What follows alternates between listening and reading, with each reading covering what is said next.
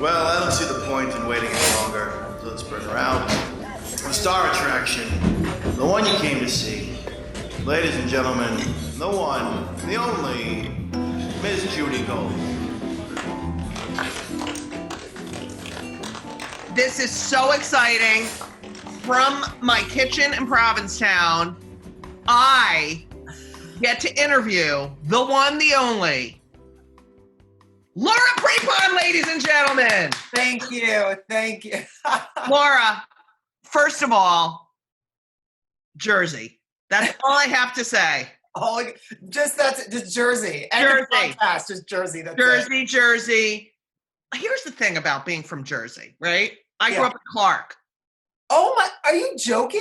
No! Okay, before my family moved to where we live now, our house before that was in Clark. No, it wasn't! It was in, oh my, I'm texting my sister right now. No, you're lying! I swear to God. I swear to God. Right when I was born, we moved from Clark, and I'm texting my sister right now. Fucking way. Yeah. I was being tortured in high school, that means. Wait, what street did we live on in Clark? You're full of shit. I'm not kidding. And my father also worked in Clark. My father was a surgeon. Yes, an orthopedic surgeon. Yeah, he passed away now, but he had a practice in Edison. No! Yes, in Edison, and we would go. Okay, so there was do you know this is the Jew bell, so anything Jewish gets a ring, okay? And we know your father was Jewish, so. Yes, he was. And the next thing, we used to always go to this place called Larry's Deli. Uh-huh. And get like pastrami on rye and big pickles. And I don't know if that was just a big deal in our family or if other people knew about it, but it wasn't, it's not even around anymore. I'm trying to find out the street we lived on in Clark. Oh my God. I can't believe it. I cannot believe it. I'm waiting to hear back from my sister. OMG. But you grew up in Watchung. Watchung, yeah, exactly. But it's, my Jersey accent went away. Like I wasn't Laura, I was Laura. Like that's how, and when I'm hanging out with my sisters, right? One of my sisters in particular, if she gets, a little tipsy, all of a sudden I'm Laura. Laura, what are you doing? Like all of a sudden it's that again. And I'm like, wait, can't you always tell someone grew up in Jersey? Like, I'll meet someone, I'm like, oh, Jersey. It's like we have an Ed, and it's not Long Island. No, I hate when people say Jersey and Long Island, because we're different. Right. Long Island is like Jersey light. And yes. Jersey trying to be New York. We are our own people. I can't believe you lived in Clark. Yes, I'm waiting to hear. I hope my sister has 2 kids, so she's probably up with them right now, but busy. But I texted her. I'm waiting to hear back. Fuck. And I'm going to ask my sister. Actually, I'm going to ask my other sister now too, just while we're chatting. My father dropped dead in Edison. Great, and that's the Jew bell. I know. Because he was the Clark pool was in Edison. Oh my God. He died swimming, but whatever. Dead. Oh my God. Dead. Everyone's dead. Amazing. Okay, I'm finding out because now I have to. Oh my God, I need to know. Did you go to Friendly's? Of course. Of course we did. And Carvel. It's still there. I don't even know. It's probably not. There's so many things that are just not. I know. Carvel we went to, and then when we would have birthdays, because we really didn't celebrate birthdays in my house. We were very weird. We had a very eccentric upbringing, but we didn't really celebrate birthdays. Like I would go to school as a kid, and people would tell me happy birthday, and I would think, oh right, it's my birthday. But the point is the one thing we would do if a birthday was remembered, and this is not like a woe is me. I'm used to it. Like it's just always how it was. So we didn't know anything. So it really was not a big deal to us. What's funny is now as I got older, birthdays meant so much to my friends, and I would forget them and whatever. Right, right. Like, how did you not remember my birthday? Like, you don't understand how we grew up. But we would always do a Carvel cake with the chocolate crunchies in the middle. Yes! Oh my God. Okay, wait, I have the street in Clark. Yes, go. Wheat Schiff Road. Wheat Schiff? It's Wheats and then SHEAF, Wheat Schiff Road. Oh, I gotta look it up. I have no idea what that is. Wheat Schiff. Like WHEAT and then every street in there is so weird. The other thing too is in Jersey, there's so many towns that there's so many towns and neighborhoods that I find when people tell me what town they're from, I'm like, oh, I know that town, and they mention the street, and I'm like, I have no idea what you're talking about. Right, I know. There's so many streets too. There's so many. It's like there's one main street, and then like all these crappy little streets. I can't fucking believe it. Wheat Schiff Road. I'm gonna look it up, and I'm gonna be like, then all the memories are gonna flood back and be. Yeah, so that's where we lived when I was a baby, and then we moved. Whatever. But anyway, yes. All right. So Laura Helene. That is so Jewy. Yeah, but here's the other thing that's crazy is growing up again, because my mom was like the way she was. Out of her mind, yeah. My whole life I grew up thinking my middle name was Hayden. And then and then I needed to know my middle name for something. And I looked at my birth certificate and I went to my mom, I'm like, Mommy, my middle name is Helene, not Hayden. And she's like, oh. I am not joking. She also told us, because we're half Russian Jewish, half Irish Catholic. Yeah. And she also told us that our Irish coat of arms was a bloody hand. And that when we were coming over to get our land, everyone, was, back in olden days, everyone was trying to get to land. And the first person that touched land claimed the land. So she had this whole story that our ancestors cut off one of their hands and threw it. So it would be the first to touch land, and we claim that land. Total bullshit. Not true. That's a good story, though. Don't know where she got that from, but I love that. She claimed it as ours, and I'm like, okay, cool. So what else do I need to know? Oh my God! So you're the youngest of 5 kids. Yes, and it was like wild kingdom. How old is the oldest? Like, what is the age difference? We're all 10 years apart. We're all 2 years apart. The eldest one is 10 years older than me. Wow. So I'm the youngest, and then we're all in 2-year increments. All right. So you went to public school in Watchung. Yeah, I went Watchung Hill. I started working as a professional when I was in Watchung Hills. Wow. Did we ever, I wonder if Watchung Hills played Clark in I know, I was thinking that maybe we did play you guys. Arthur L. Johnson Regional High School. Yeah, exactly. But yeah, I got out of there quickly. I love being from Jersey, but I started. Yeah, you gotta leave. You gotta leave. There's time to go. There is a time to go, exactly. A time to reap, a time to sow. All right. So your mother was a teacher and a gourmet chef, and your father was an orthopedic surgeon. Yeah. And in the beginning, before your father passed away, were things semi-normal in your house? Because all I read about and hear about your childhood, it's amazing. It's like, did you have like a lot of friends who were like, we're going over to Laura's house because her mother is so cool? Yeah, it vacillated because when I was younger, my parents' friends didn't want them at our house because they knew that we had no rules. Yeah. And my mom, just let us have freedom. Like, we were never told to do our homework. We were never taught right and wrong. We were never taught any of that stuff. The only thing that I was ever taught was how to cook and then etiquette. Those were 2 things that she would teach me. Right.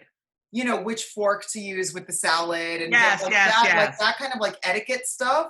She taught me, and then she taught me how to cook. Other than that, we were on our own. Wait, when you see someone with bad table manners, this is one of the things I cannot, like when someone's holding their fork, like this. Can't do it, Judy. I want to go over to the table And like, are you a caveman? Like, seriously. I know, but I don't know if we're even allowed, like, it's real. Okay, so this is something I'm dealing with right now. So my toddler is now, she's, holding force and eating and learning all that stuff. And I was taught etiquette. So I'm trying to make sure that she has all of her independence, of course, but that she also has this kind of etiquette. And I have friends of mine who are not teaching their kids that, and they're like, I don't want to have to put something that my daughter needs to conform to, but yet when we all hang out, my daughter is really well behaved and she sits at the table while the other kids like jumping all over the place, and shoving and she's eating politely, because that's how we do it in our house. And then she's like, oh, why can't she be more like Ella? Right. And but then you just criticize me. She criticizes me for trying to teach my kid etiquette. It's an interesting thing to negotiate right now, but that's how I was taught.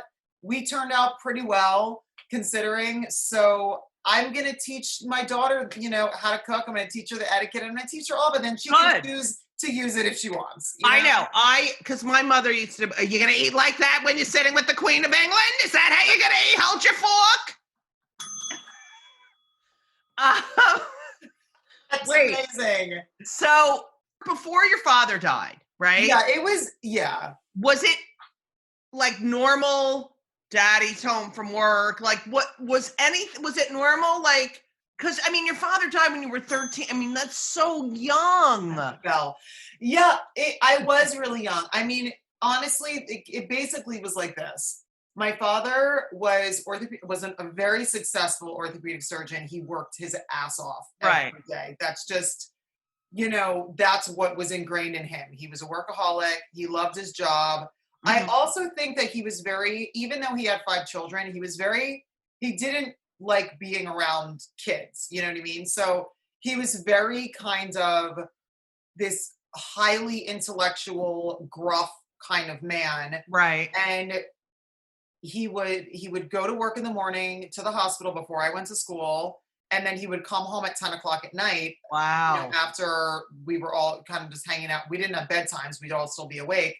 But he would come home. Yeah. We would all 5 of us would line up at the front door like the Von Trapp children. Oh my God. We would all line up by the front door, give him a kiss on the cheek, and he would go into the bedroom and eat dinner by himself. My mother would bring him dinner in the bedroom. And we would just, there were times if my eldest sister, Stephanie, if she had to go talk to him, we'd all be outside the door like, oh my God, Stephanie's going to No way. And it was like this thing, I made him laugh one time when I was a kid. I told a joke and he laughed. And I remember feeling so awesome because he's got such a dry sense of humor, and I made him laugh and he kind of looked at me like, good job, kid. Wow. That was like our exchange my entire life. That is so interesting.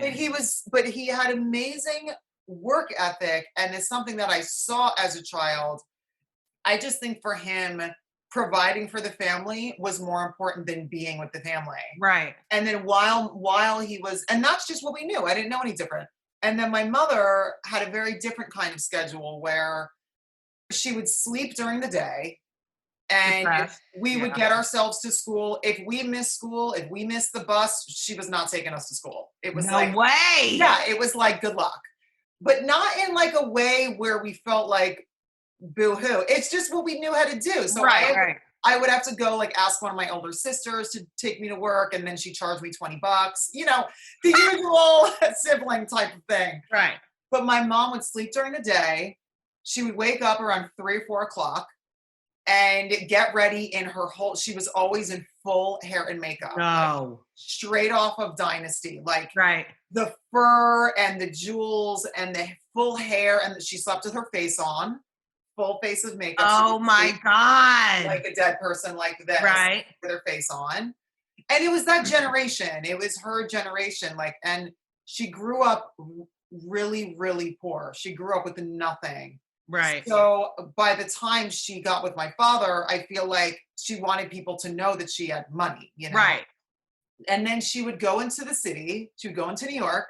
She would go to a really nice restaurant, and taste the food and come home and perfect the recipes till about 4 or 5 o'clock in the morning. No way! So I would go into the kitchen at like 2 o'clock in the morning as a 10-year-old, and she'd be there with some crazy gourmet things she was doing, like Peking duck or home, like making no way. You're doing all this crazy stuff till 4 o'clock in the morning.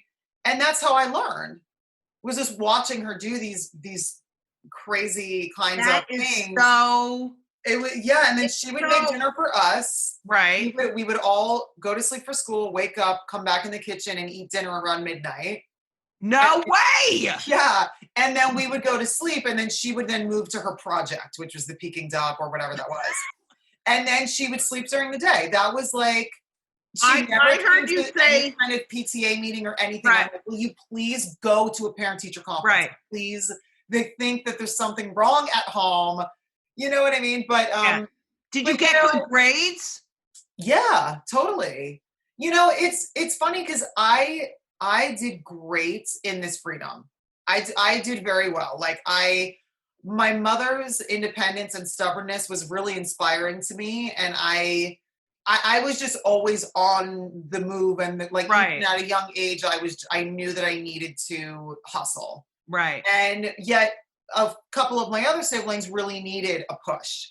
Right. So we all were raised in the same upbringing, but some of us needed more of a push than I did. So I'm not saying it was great for all of us. Right, of course, because everyone's different. But it worked. Are they all successful? Your sisters? Or I mean, yeah. I mean, we all figured out what we want to do. We're all very different. I'm the only one in my kind of racket that I'm doing, which I love my job. I'm so thankful for it. Again, wouldn't be here without my mom, like teaching us to not conform to the status quo. But it was an eccentric upbringing. And when I was young, my friends weren't allowed to come over because they were worried about us not having any rules. As I got older, into like my early teens, everybody wanted to be at my house because there were no rules. You know what I mean?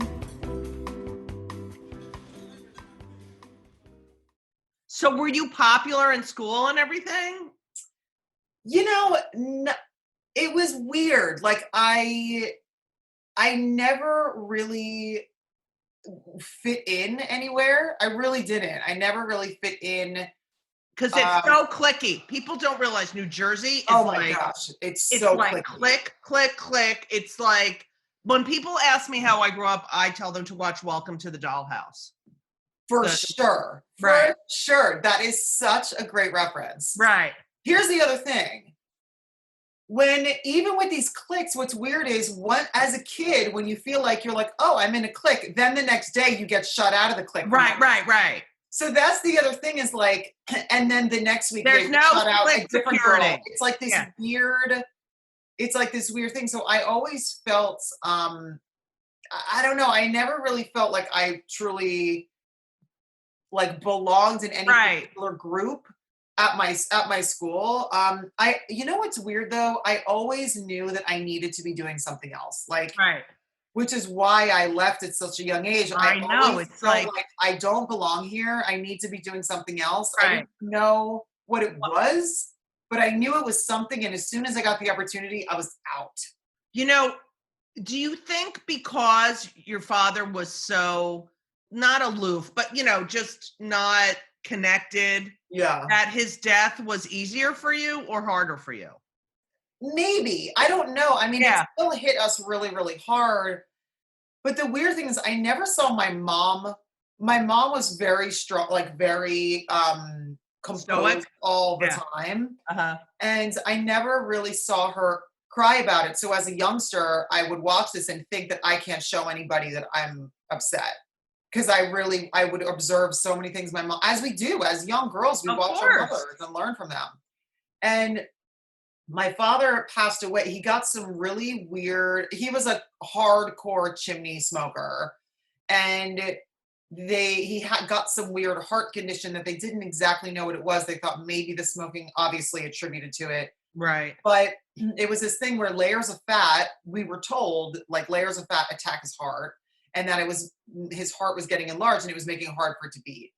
Right. He went into surgery and they've started peeling away layers of this quote unquote fat when that's actually not what he had. That wasn't what he had. And he ended up dying in surgery. He was already really sick, so he wouldn't have survived much longer. And they thought that's what this was. But his heart was extremely compromised. Right. But we definitely didn't expect him to die in that surgery at all. So it was a total shock for us. I mean, anytime you lose a parent, I mean, it is it's the worst. It's like a before and after of your life. You know? Right. It's really devastating. And I was old enough to really understand those effects. But I would watch how my mother dealt with it and try to emulate that until finally one day I literally just lost it and broke down because I couldn't like hold it in any longer. Right. But yeah, it took a while to process. Even though we weren't close, he was still such a presence. Oh yeah, of course. You know, such a presence in our lives. And you never wanted to, I mean, if daddy got upset, you're like, run. You're like, run. But yeah, it was interesting to have that force, and my mother is the one who could get through to him, you know? Do you think, did your mother change a lot when he passed away? She changed because she had to, because, you know, now that my father wasn't around anymore, my mother had to take on all these new responsibilities. Right. That she didn't, you know, with, having to do different kind of financial things in the house, of having to balance books and things and write checks and all that stuff. Now she had to do. So it was just kind of, she had to really have a steep learning curve on how to support the family in all those different kind of ways, you know, like. Right. She had to take over all the stuff that he did. So that was, you know, he made it so that she didn't have to go back to work. But she now had to balance all of the other kind of daily bills and stuff like that. Were any of your sisters, like, did they fill in the maternal gaps for you? Not so much the maternal gaps, because I was gone at such a young age, but they helped my mother a lot in terms of balancing all this new stuff. Right. For sure. And yes, and now my mom lives with one of them and her husband and her 2 kids, so they're able to all be together, which is great. So my mom's so I ended up moving out to LA, you know, at a young age. Right. So you're 15, right? Yeah. And okay, so when I hear the story, like that, I'm thinking of myself at 15 and my kids when they were 15. Like, there's no fucking way. Like, there's no way I could, like, bye. Like, I can't even. It's fascinating. You're 15. Yeah.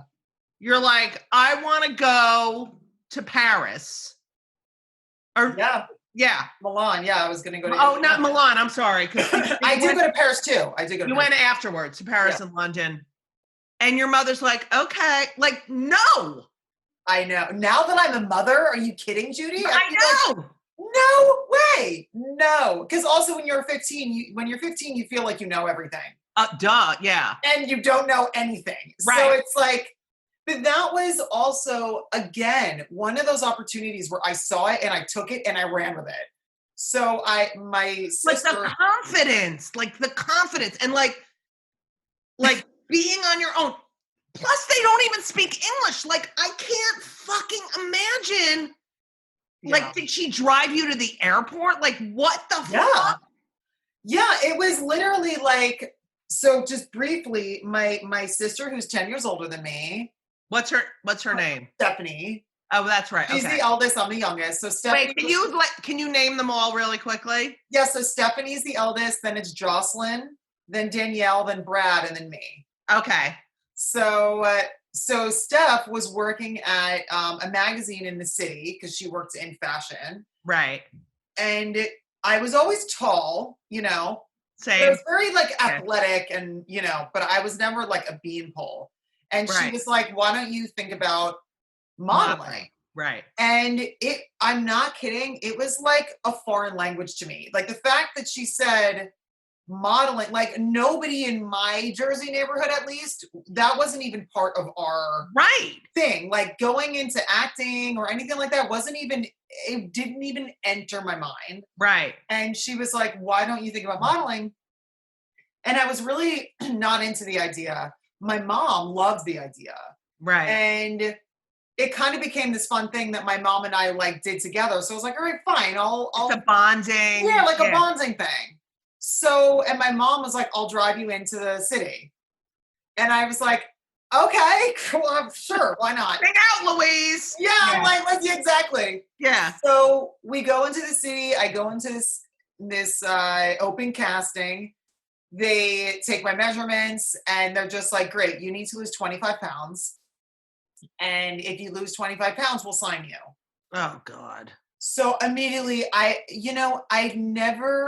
until that point, I've never directly had such attention on my body. Like I was very active in like I would play sports and I was, people would call me a tomboy. Like I was very, I wasn't into I never wore makeup or anything like that. Right.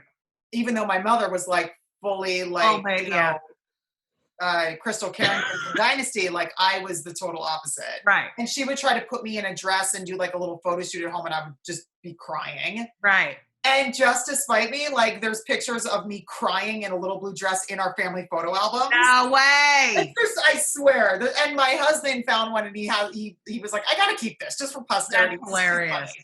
Now it's funny. It's funny. Right. It's like whatever. And my sisters, we all laugh about it. But I came out, I lost 25 pounds. My mom helped me do it. She would cook me all my food and all this stuff. And I lost 25 pounds, went back and they're like, great. So at that time, it was really hard. You build a portfolio as a model. You have to build a portfolio and you call it your book and you have to build your book.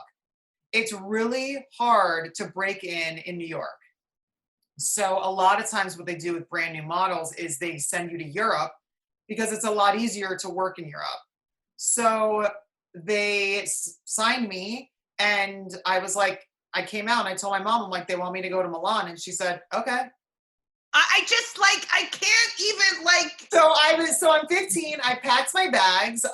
She dropped me off at the airport. Okay, wait, I need details. So like, did she help you pack? No, I just packed. You're in your room and you're like 15 and I'm going to Milan by myself. I'm packing my suitcase. Yes, but what I didn't know, I can't. Because I was so naive, all I knew was when I get to Milan, I have a number to call. That's what. Oh my God, it's a movie. But because I'm like 15 and, I don't know anything about this stuff, I thought I had to like wear a nice outfit and look like a model, whatever my vision of what a model was in Jersey. So my mom took me to the airport. Wait, all right. So you went to Newark Airport. JFK.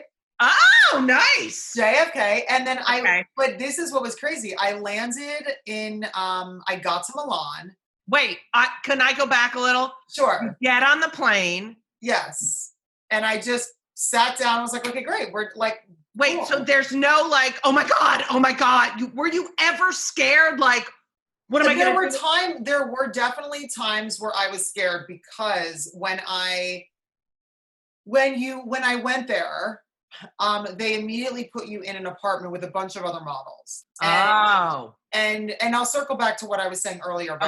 But just quickly, when I went there, I was put into an apartment with a bunch of other models, and because this wasn't my thing, it really, really wasn't. Right.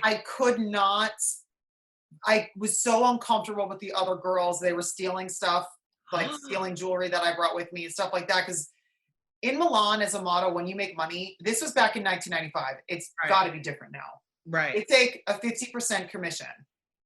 50? 50. In Paris, it's 60. That's fucking ridiculous. I know. So, and as a young girl trying to make a living over there, it's like very, very hard. So things would get like everyone was kind of like looking out for themselves. This is not a blanket statement on models whatsoever. This was my situation that was at the time. Right. And I felt very uncomfortable. I didn't vibe with the other girls. I called my mom and I begged her to help me get my own apartment. So my mother helped me get my own apartment. From New Jersey. Yes. So I ended up getting my own apartment and I had no money there. So she helped me get it. And then I was like, I'll pay you back. And I did, thank goodness. I was able to like make a living as an actor ultimately. And then, you know, all that. But I got my own apartment. The thing that was scary was that I lived in an apartment that had so many cockroaches that I would call my mother, and I lived there by myself. Right. I would call my mother in New Jersey and I would be hysterically crying. I'm like, I don't know what to do. I don't know how to sleep. There's cockroaches everywhere. And she said, sleep with the lights on. They don't like the light. Oh my. And so I would call her and I would literally call her as I was like walking to the bathroom and the lights were off in the bathroom. And she's like, Laura, look away, turn the light on so you don't see them scatter. That's what she would tell me over the phone. No fucking. But I gotta tell you, she really helped me get through that part. She ended up actually coming over I think they came over for like a week. She came over with one of my sisters to visit me. And then she helped me find a nicer place to live. And we looked at some apartments and then I got into a nicer place to live and she helped me do that, which was great. But then they left and then I right. And then you're back on your own. So I was there for a year. I lived there for a year and then I lived in Paris and it's fascinating. Like, have you ever met anyone else who did that or was allowed to do that? No. I mean, but look, there were other girls my age who were, I was usually the youngest. I was actually the youngest usually. Right. A lot of the other girls were like 18, 19 and older. I was usually the youngest. And they, in Italy, my nickname was Quindici, which means 15. Right. So I would be called Quindici. So that was like that was my nickname. But what's crazy is like, as example, when I lived in London, I found this place to live where every single room had a different theme. And I stayed in the Hunter Lodge theme. That's the room that I could, afford. And I stayed there and you could pay for like an extended time. All the girls were really nice to me, older women who lived in the other rooms and would kind of come and go. Realized I was living in a place where, depending on what the man was feeling, they would bring them to that particular themed room. And I was living there as this young model trying to just like survive. Right. And I happened to like the Hunter Lodge. But everyone was great. Nobody ever like. That is so. And I realized I was living in some version of like a brothel, basically. Right. Didn't even know it. Anyway, but stuff like that, I look back and I'm like, that's insane. I know, because you're a mother now, so it's all different. So, all right, so you get off the plane. Well, when I got off the plane originally, I was dressed in like this outfit that I thought I was supposed to, like, I was wearing like little heels and trying to, like, my hair and makeup were done. Right. And I walked off the plane, and as I was walking through security, these security guards who didn't speak any English took me into a back private room. That was scary. So I'm 15 years old. I land in Milan for the first time, and they bring me into this back room, and they were yelling at me and speaking at each other very loudly. Right. And at this point, I ultimately learned enough Italian to get by. Right. But this is like 3 steps off the plane. I had no clue what they were saying. And I didn't know what to do. All I knew was that I had a phone number. That's the only thing I knew. Right. So, but what I later realized was I was there I didn't have a working visa. But do you know what they were screaming about? They wanted me to get back on a plane and leave because they knew that I was coming they could tell that I was a model. And they knew that I was coming there to work, and they were yelling like, do I have work papers and all that stuff? I didn't know what they were saying. Right. All I knew was that I had a number.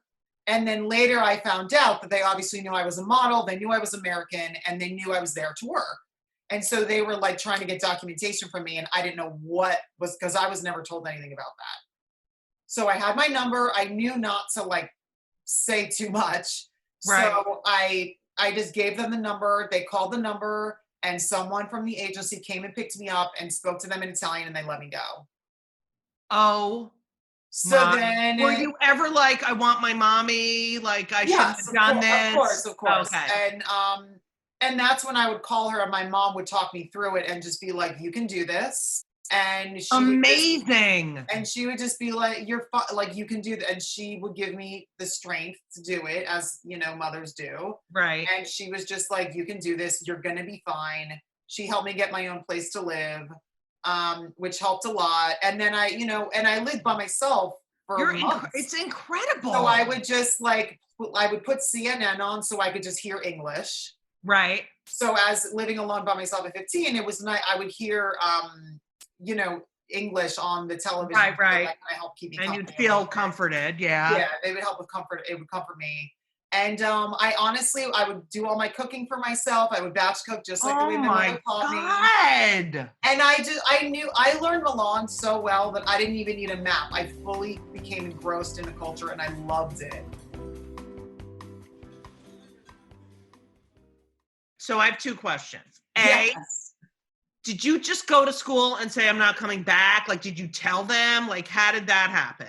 We didn't say anything. My mother literally just took me out of school and when she took me out, when I was in the process of like losing the weight and stuff like that, there were a couple other times that I would miss school. I couldn't remember exactly why or when, but I do remember that the principal was threatening to suspend me because I was missing so much school. And my mom was like, great, suspend her, and put me in the car and took me away, because she was just like, what my mother would say was, and she told me this when I as a youngster, she's like, you can always go back to school. She's like, you just have to read. She's like, wherever you are, she's like, you're going to do this now. But she said, read. And that's another thing. Like, even though, like, even when I was on that 70s show, I knew I wanted to be a director because I directed. That's a whole other story. But when I started directing, I knew I wanted to learn more about directing. So I found someone to put me through night school. Wow. Film school at night. So I would do 70s show during the day, and I would go to film school at night. Wow. And that's all circles back to my mom just telling me, read. You know, just read and learn as much as you can. Because my mother was so articulate. She always read. My mother was highly, highly intelligent.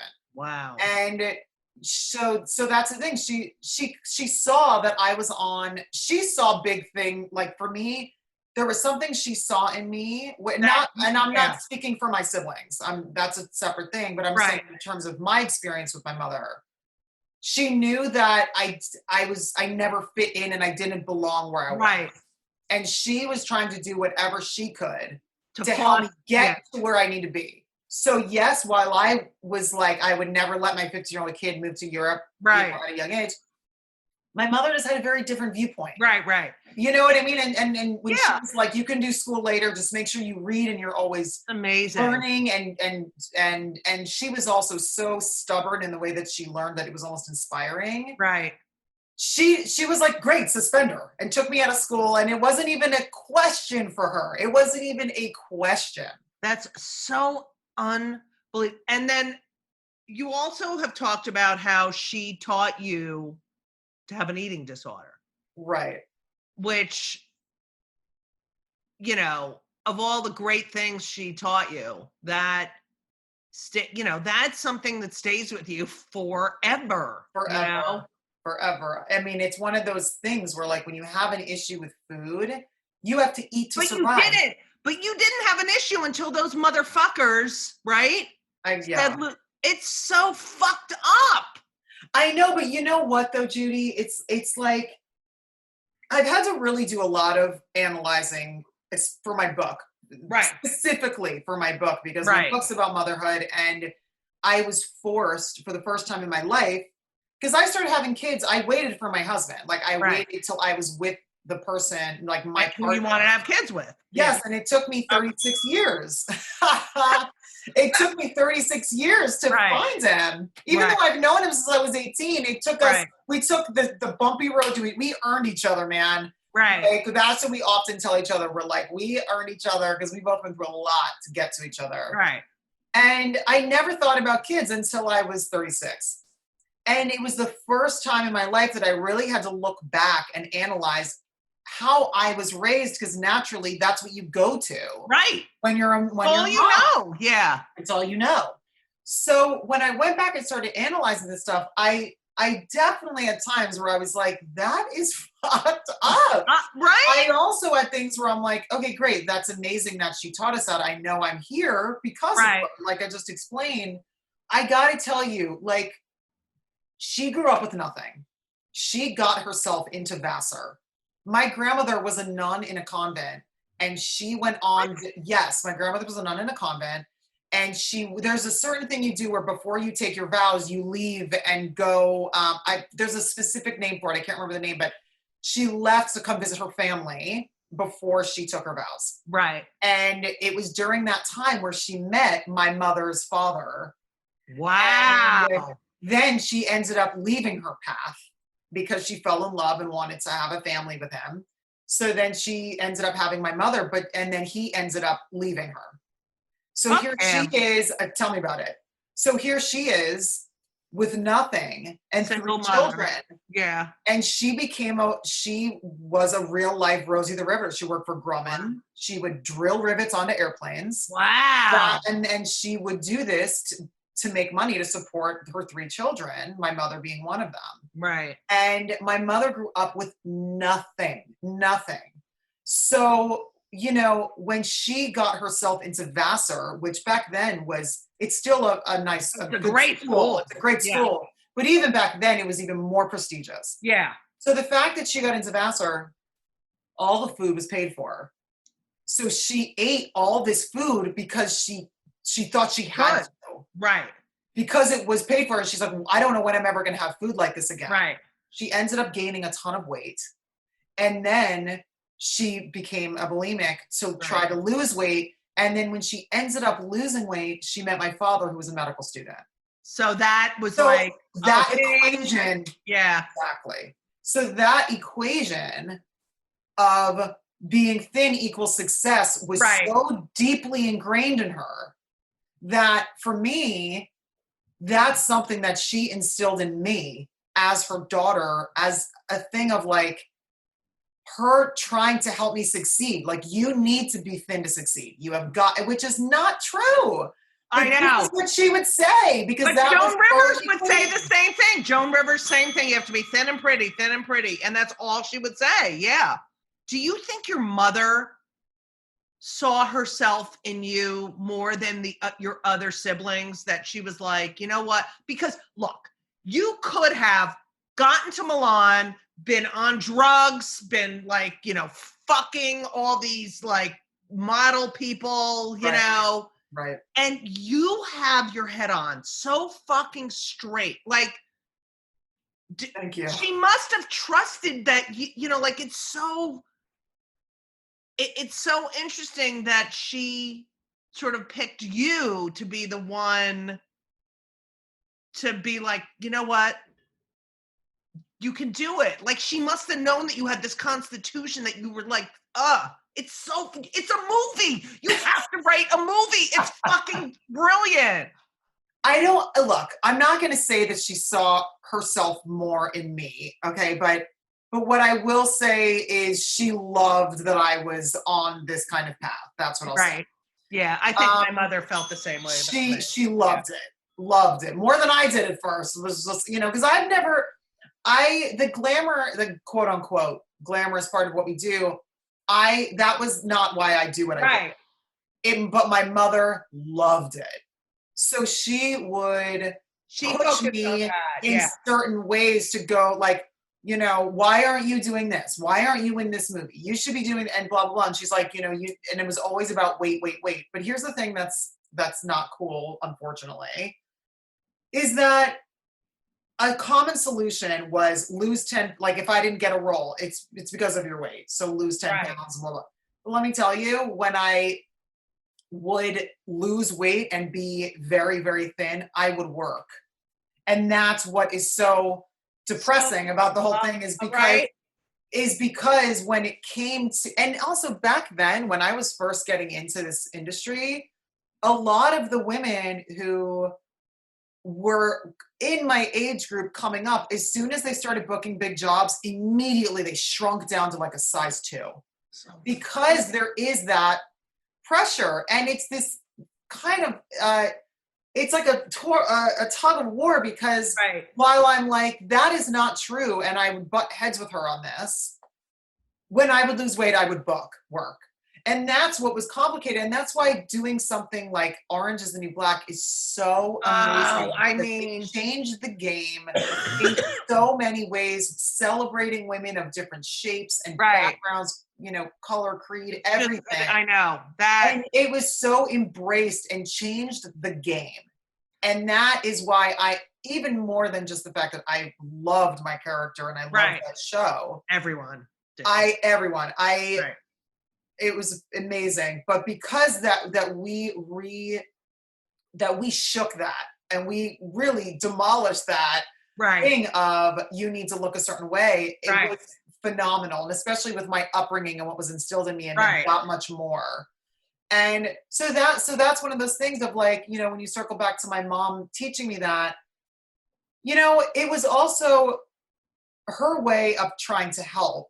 Of course. But it was also a bonding thing for us. It was because I didn't really have a relationship with her. It was our shared bonding. Right. It wasn't, while yes, a lot of people tend to, I don't want to speak for other people. For me, yes, of course, it was about weight. Right. But it was also a way that my mother and I bonded. Right. And that was, already when you wanted to hang out with my mom, she was always cooking in the kitchen. You had to go into the kitchen to hang out with her, which I always loved because I loved cooking. Right. But we also had this shared experience around dysfunctional food habits. Right. And it was your little secret that you had. It was our little secret. And it was really hard because I would go into these phases of, like self-loathing and all this awful stuff because you don't want to do it. It's bad for you. It's a compulsion. Wow. And it took me a long time to get a handle on it because you have to eat to survive. Of course. Yeah. You're constantly triggered. Yeah. It's not like you can just quit smoking or stop if alcohol and things like that, which are their own struggle. Right. But you can cut those out of your life. You have to eat to survive. Never, right. So that is sustenance. Exactly. Yeah. There's always a trigger. And it was a problem for a long time. And I would go in phases where I wouldn't do it, and then something would happen and I would get triggered and then fall into the pattern, just like these kind of dysfunctions do, or whatever you want to call it. It took a while to get a handle on, but I honestly don't think that she was hurting. She really didn't think that she was hurting me, truthfully. She thought she was helping, and that's what's so kind of weird. Right. Relationships with your parents are so complicated. So fucked up. So complicated. Thank you so much for listening to part 1 of Kill Me Now with the incredible Laura Prepon. Make sure to tune in next week for part 2. If you like the show, which how can you not, make sure to subscribe and leave a review. It helps more people find this incredible show. 5 stars only, please. Thank you very much. Also, if you don't already, please follow me on social media. That way you can stay up to date with any added virtual dates with myself and maybe some other people in these upcoming weeks. As always, during this quarantine, you can listen to the backlog of incredibly amazing interviews that we have done on Kill Me Now. There are some unbelievable people with incredible stories. I feel like Trump. I keep saying incredible and amazing.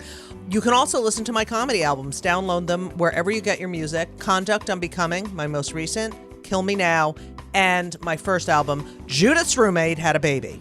You can get links to all of these and so much more at judygold.com. That's JUDYGOLD.com. Make sure to follow me on Twitter and Instagram for all updates at JudyGold, JEWDYGOLD, like Jew Gold. And please, I'm thinking of you. Feel good, be safe and well, and hopefully one day we're all going to be in a group hug. And as we always say, so long! Don't forget to tune in next week to Just Kill Me Now. It's Just Kill Me. Oh. Don't forget to turn for part 2 on Just Kill Me. No, it's not. It's Just Kill Me. No. Judy Gold's Just Kill Me. Kill Me Now. Just Kill Me Now.